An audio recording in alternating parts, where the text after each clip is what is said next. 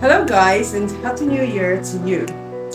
Today's episode is for church instrumentalists, especially keyboardists.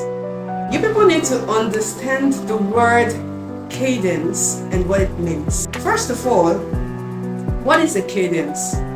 Cadence is a sequence of notes or chords comprising the close of a musical phrase.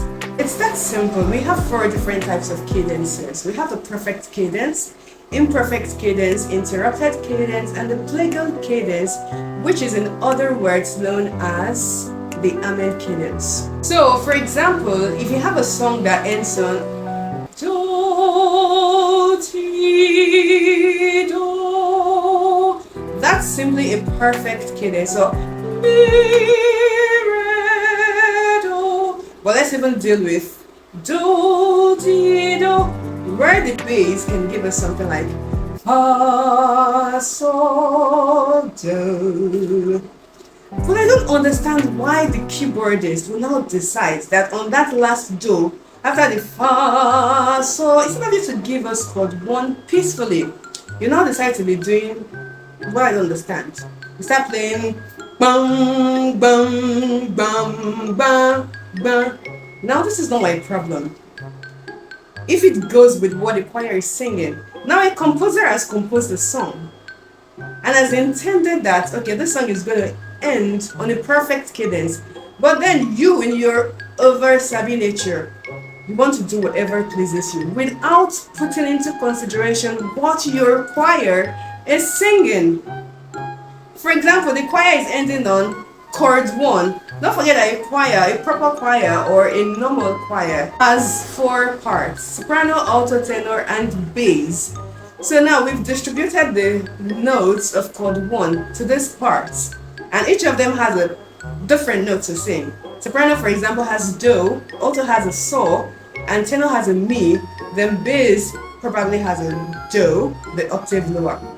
So that's a do, mi, sol, do, and you now decide to play chord 4 on that same chord 1 they are singing.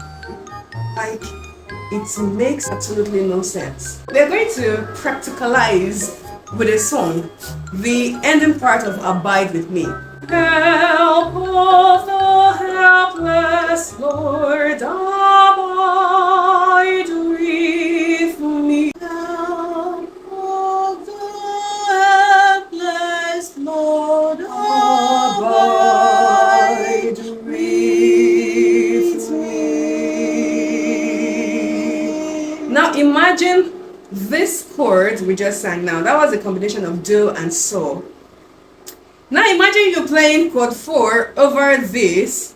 Gosh, it's going to be disastrous. Now let's take it again with me playing whatever you guys like to play every time. But then don't forget that it's going to sound much better because it's just one person we have here singing just one note. It's different from you having a whole choir, a full choir singing different notes. So chord 4 would definitely go with the do because do is one of the member notes of chord 4. So I'm going to give you an example of what keyboardists in churches do. So let's go again.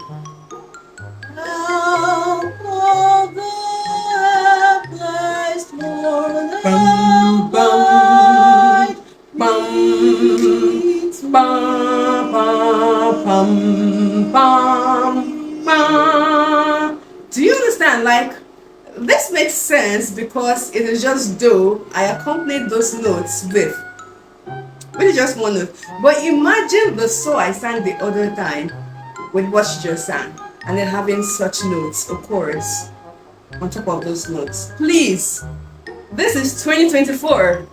Let that style or that trend stop.